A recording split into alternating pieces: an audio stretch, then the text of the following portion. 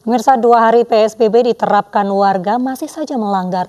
Himbauan dan pendekatan persuasif nyatanya belum dihiraukan oleh warga.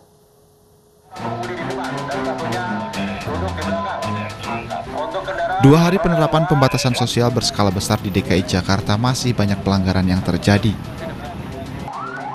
Sejumlah rumah makan masih melayani makan di tempat, sementara sejumlah pengendara masih tidak mematuhi aturan yang diterapkan.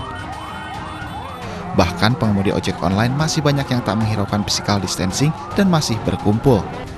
Sementara polisi membangun 33 titik pemeriksaan di seluruh wilayah ibu kota. Polisi masih mengutamakan penertiban secara persuasif walau masih banyak warga yang tak menghiraukan penerapan PSBB. Selama PSBB diterapkan, pelanggaran ringan hanya akan mendapat imbauan dari aparat. Pelanggaran sedang akan mendapat teguran simpatik berupa penurunan penumpang atau memutar arah bagi kendaraan yang melanggar dan hukuman fisik seperti push up jika kedapatan berkumpul. Sementara untuk pelanggaran berat bisa diproses pidana dengan ancaman hukuman penjara maksimal 1 tahun atau denda paling banyak 100 juta rupiah. Tim Liputan iNews melaporkan. Masih banyaknya pelanggaran dalam penerapan PSBB bukan tidak mungkin akan menambah jumlah kasus corona di Indonesia. Bahkan Dekan Fakultas Kedokteran UI, Ari Fahrialsyah menyebut jika PSBB tidak berhasil, jumlah kasus corona di Indonesia bisa mencapai belasan ribu. Dan berikut kami tampilkan kembali cuplikan iNews sore tadi. Mana menurut Anda mengenai PSBB ini? Apakah akan dapat menekan penyebaran COVID-19? Ya, prinsipnya begini, bahwa virus ini menyebar ya dari satu orang ke orang lain, dan sekarang sudah proses penularan itu melalui transmisi lokal. Virusnya nggak kemana-mana, virus itu dibawa oleh orang-orang tersebut. Jadi kalau saja masih banyak orang berkeliaran di dalam masa PSBB ini, kita bisa prediksi bahwa kita tidak pernah bisa menekan angka penularan COVID-19 di Jakarta ini khususnya dan ke nasional pada umumnya. Ya, itu yang mesti saya tegaskan, karena tujuan dari PSBB ini adalah stay at home. Tidak boleh ada orang berkeliaran, karena ketika ada orang berinteraksi di jalanan, maka disitulah potensi penularan sesama orang gitu. Ini yang penting harus digarisbawahi. Dan pada kesempatan ini juga saya menyampaikan bahwa hari ini kita dapat angka naiknya udah 300 gitu loh. Jadi kalau ini tidak berhasil, saya prediksi bahwa di akhir April ini belasan ribu yang akan jatuh korban, dan mungkin juga jumlah yang meninggal juga akan lebih menembus angka-angka fantastis itu loh. Jadi ini yang harus diketahui, harus dipahami oleh semuanya. Ya, bahwa kita berhadapan dengan virus yang luar biasa mudah sekali penularannya gitu loh. Ya, sesama antar manusia. Memang ada berbagai hal, ya, artinya apa sih faktor risiko yang dilihat? Memang umumnya adalah umur pasti di atas 60 tahun, ya. Kemudian dia misalnya penderita kencing manis, ya. Kemudian hipertensi, kemudian juga mungkin ada penyakit jantung, kemudian juga ada penyakit paru obstruksi kronis. Itu memang yang berisiko. Tapi ketika kita bicara soal penyakit, 3 hal. Pertama, daya tahan tubuh, kemudian kedua, jumlah virus dan lingkungan. Sekarang ini jumlah virusnya cukup besar di tengah masyarakat. Jadi kalau daya tahan tubuh orang tersebut walaupun dia masih muda, dia juga akan terkena oleh virus. Apalagi orang yang daya tahan tubuhnya nggak bagus, itu lebih mudah lagi terkena. Jadi ini hal yang harus diperhatikan oleh masyarakat. Kita kalau memang ini tidak bisa dikendalikan dengan PSBB ini, kita bisa prediksi bahwa angka kita ini akan terus naik eksponensial, dan ini tentu akan tersebar luas ke seluruh Indonesia, karena Jakarta ini sebagai epicentrum, dan kita mesti mempelajari bagaimana analisa-analisa peneliti-peneliti dunia mengenai bahwa Indonesia ini bisa menjadi epicentrumnya Asia Tenggara gitu. Baik, Pak Ari, berbicara soal COVID-19 ini, virusnya sendiri apakah betul sudah bermutasi, Pak? Ya, jadi beberapa laporan disebutkan demikian. Oleh karena itulah saya bilang bahwa ketika itu terjadi transmisi lokal, ya, virus akan menyesuaikan dengan kondisi yang ada di lingkungan itu tadi, dengan panas suhu kita, ya, kemudian juga mungkin dengan kondisi orang Indonesia, bagaimana mereka makannya, segala macamnya, dia akan menyesuaikan dengan kondisi tersebut gitu loh. Dan ini yang mesti saya bilang, bahwa angka transmisi lokalnya ini cukup luas gitu, ya. Itulah artinya yang mesti diperhatikan ya oleh masyarakat, ya. Sampai saat ini pun kan vaksinnya belum ditemukan. Biasanya kalau bicara soal vaksin belum ditemukan ini berhubungan virusnya yang pinter gitu loh. Baik, Pinter melakukan karena bisa bermutasi tadi ya Pak Ari ya. Baik, saya ke Pak Fatur Rahman. Pak Fatur Rahman, menanggapi dari pernyataan Pak Ari yang mana virus ini bermutasi dan PSBB sudah diterapkan begitu, namun banyak masyarakat yang melanggar. Seperti apa nanti Pak akhirnya? Selamat sore. Ya, saya kira memang ini situasi yang sangat perlu dicegah, tapi kenyataannya memang belum seperti yang diharapkan. Saya kira kita memang perlu berusaha terus. Terima kasih Bapak-Bapak polisi, Bapak pejabat yang bisa bersabar, karena memang masyarakat kita kan sangat plural ya, sangat plural dalam arti pengetahuannya dan juga tentang kesetiaannya atau secara ekonomi ya, mereka memang tidak seperti di negara maju Jepang, Korea, bahkan Cina ya. Jadi kalau mereka memang ada yang belum tahu, mari Bapak-Bapak juga pejabat tidak hanya kepolisian, tapi juga kalau perlu sampai RW itu mengupayakan ya. Kalau di kampung kami anak-anak muda juga sudah bergerak untuk itu ya. Bagus, walaupun tidak menutup gang. Tapi juga ada yang memang secara terpaksa harus nongkrong kayak teman-teman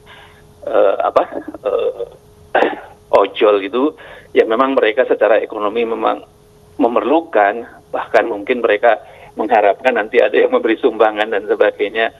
Ya saya kira perlu sedikit bersabar, tapi terus-menerus diupayakan begitu agar memang bencana ini tidak berlanjut atau dapat direm atau dapat dikurangi lah begitu.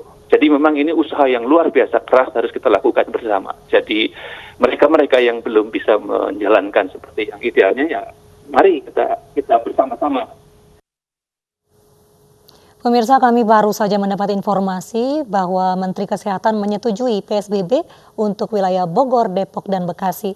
Keputusan tersebut tak lepas dari status Jakarta dan wilayah penyangganya. Dan pemirsa, juru bicara pemerintah untuk penanganan corona, Ahmad Yuryanto, sore tadi kembali menginformasikan data terbaru perkembangan corona di Indonesia. Saat ini tercatat 3.842 pasien positif, 286 sembuh dan 327 meninggal dunia. Berdasarkan pemeriksaan konfirmasi positif dari real time PCR, data ini adalah data yang kita gunakan bukan hanya dalam konteks untuk merawat pasien, tetapi juga dalam konteks untuk melakukan penelusuran kontak. Agar di luar kita terus-menerus bisa mencari, menemukan, dan kemudian melakukan isolasi sehingga penularan di luar tidak terus terjadi. Pada tanggal 11 ini telah bertambah lagi 330 kasus baru konfirmasi dari PCR yang positif. Sehingga total menjadi 3.842 kasus. Ada 4 yang sudah dilaporkan sembuh sehingga total menjadi 286 sembuh. Dan ada 21 yang meninggal sehingga total menjadi 327 meninggal. Saudara-saudara, data ini adalah gambaran yang nyata bahwa penyebaran masih terjadi. Penyebaran masih terus terjadi. Artinya masih ada kasus positif yang berada di tengah-tengah masyarakat. Masih ada kelompok masyarakat yang rentan, yang belum disiplin untuk menjaga jarak, belum disiplin untuk menggunakan masker. Kita masih menghadapi ancaman-ancaman masalah kesehatan yang lain. Di antaranya pada musim pancaroba ini, kasus demam berdarah mengancam kita semua. Oleh karena itu, mari tetap di rumah. Mari kita putuskan penularan dan pastikan untuk menjaga kesehatan.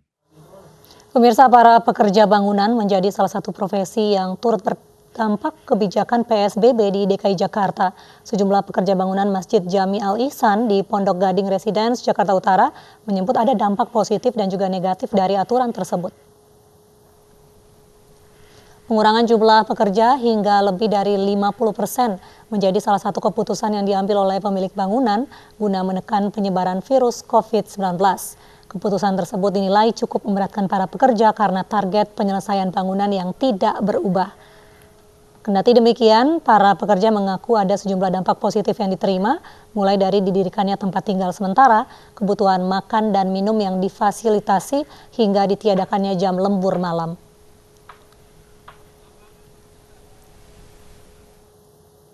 Seorang pengemudi ojek online di Bekasi, Jawa Barat terjatuh usai menabrak seorang pengendara motor. Polisi segera menolong dan juga membagikan sembako.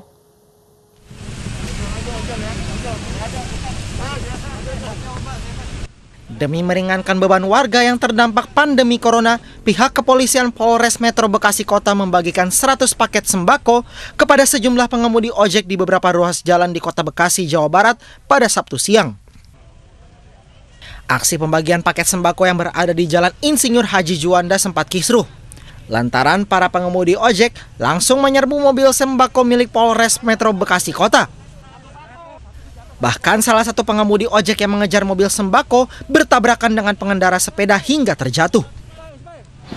Kegiatan ini dikandung maksud ya, sebagai wujud ya kepedulian kami, Pemerintah Kota Bekasi, atas kesulitan yang dihadapi oleh warga masyarakat Kota Bekasi. Tadi kita melalui beberapa lokasi di mana kita memberikan bantuan yang berupa sembako ke rekan-rekan ojol. Pembagian yang awalnya ke jalan-jalan akhirnya dibagikan dari pintu ke pintu di rumah warga yang membutuhkan. Hal ini guna menggaungkan kampanye physical distancing serta menghindari kegaduhan yang tidak diinginkan. Dari Bekasi, Jawa Barat, Rahmat Hidayat, iNews melaporkan. Upaya mencegah penyebaran COVID-19, Palang Merah Indonesia akan menggelar penyemprotan disinfektan di wilayah DKI Jakarta esok. PMI akan mengerahkan 10 mobil tangki kapasitas 5.000 liter yang didesain khusus dan dapat menyemprotkan cairan disinfektan secara masif. Penyemprotan melibatkan personel TNI dan relawan PMI yang akan bekerja secara bergantian sebanyak 2 shift. Komite Operasi Penanganan COVID-19 PMI mengatakan titik yang akan disemprot antara lain bangunan yang berada di jalan utama ibu kota seperti Jalan Sudirman, Blok M, Jalan Selipi, dan juga Jalan Gatot Subroto. Pasar, rumah sakit, halte busway, stasiun juga akan disemprot. Penyemprotan di Jakarta sebagai epicentrum penyebaran virus, maka intensitas penyemprotan dimaksimalkan di wilayah DKI selain di kota-kota lain di Indonesia.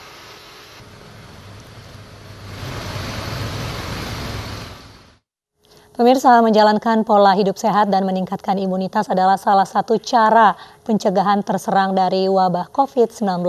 Baik pemerintah hingga sejumlah tokoh mengimbau agar masyarakat tetap berada di dalam rumah dan juga disiplin hidup sehat. Dan berikut kami tampilkan cuplikan pendakwah Abdullah Gimnastiar di special report tadi. Iya, Gim, ini di DKI Jakarta sudah memasuki hari kedua penerapan PSBB, tapi ternyata masih banyak ditemukan pelanggaran. Apa nih imbauan yang ingin diberikan kepada masyarakat? Ya, bahwa urusan COVID ini bukan urusan pemerintah, tetapi tanggung jawab setiap pribadi. Dan kunci daripada kesuksesan adalah memang disiplin. Disiplin itu adalah kemampuan seseorang untuk melakukan apa yang semestinya kita lakukan. Jadi memang tidak punya pilihan. Disiplin ini harus menjadi bagian penting untuk menyelesaikan COVID ini. Tanpa disiplin akan lebih panjang penderitaan kita semua. Iya, tapi dengan seiring dengan merebaknya virus corona ini, banyak juga nih kemudian muncul gerakan-gerakan relawan untuk memberikan bantuan. Bagaimana sih kita menggiatkan masyarakat, komunitas-komunitas untuk bisa saling membantu di tengah kondisi seperti ini? Ya, dengan mudahnya mendapatkan informasi, kita jadi tahu berapa banyak saudara-saudara kita yang tidak punya makanan cukup, yang sangat dalam kesulitan. Dan ini adalah menggerakkan berbagai kalangan, berbagai pihak untuk bisa berbuat sesuatu. Ini adalah sesuatu hikmah yang sangat besar untuk membuat orang, karena semakin kita berbagi sebetulnya, saat itulah ke dalam pelajaran Islam itu saat bala itu akan ditolak. Karena sedekah itu penolak bala. Asal saja memang ketika kita berbagi dengan prosedur dan protokol yang benar, sehingga tidak menjadi sumber masalah baru. Ya, ternyata masih saja nih kalau kita kembali tadi membahas soal disiplin itu tadi, masih saja ada masyarakat yang bisa kita katakan masih bandel nih, bahkan masih memaksa ingin beribadah di masjid misalnya. Apa yang ingin Anda sampaikan, Agim? Ya, sebetulnya Islam itu agama yang sangat indah, yang sangat siap untuk segala kondisi. Dan barang siapa yang menjalankan agama dengan ilmu yang tepat, tidak emosional, maka sebetulnya tidak rumit. Kita memiliki para ulama yang berilmu luas, mencintai masjid, mencintai Islam, mencintai umat, sudah memberikan fatwa yang jelas, ya, nomor 18 2020. Kalau memang zona itu sudah berbahaya, maka sholat di rumah itu kebaikannya lebih banyak daripada memaksakan sholat di masjid yang bisa mengundang bahaya. Karena inti dari agama itu adalah menjauhkan kemudaratan, mendatangkan keselamatan. Selamat diri, selamat lahir, selamat batin, selamat diri, selamat orang lain, selamat dunia, selamat akhirat. Kita sholat di rumah, saya sholat di rumah juga. Insya Allah pahalanya sudah lebih dari biasa karena niat sudah sampai. Kalau kita biasa sholat di masjid dan sekarang tidak di masjid karena memindahkan ke rumah mencegah bahaya, itu pun pahalanya sudah sama. Lalu mematuhi seruan para ulama, itu pun ganjarannya banyak. Mematuhi seruan pemerintah, itu pun ada pahalanya. Terutama kita mencegah, kita menularkan atau tertular, itu pun sebuah keutamaan.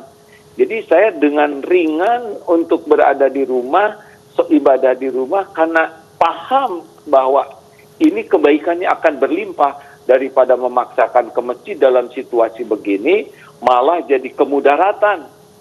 Orang bisa tertular atau kita tertular dan tidak mematuhi seruan para ulama yang berilmu, khawatir ini jadi ada ujub, ada merasa lebih paham, ada takabur, merasa lebih kuat iman. Padahal yang memberikan fatwa itu adalah orang-orang yang memiliki insya Allah keimanan, keilmuan, dan kecintaan ke Islam lebih daripada kita. Iya, saat ini juga kita sedang memasuki menjelang bulan Ramadan ya. Apa yang harus kita siapkan untuk menjalankan ibadah puasa di tengah pandemi COVID-19?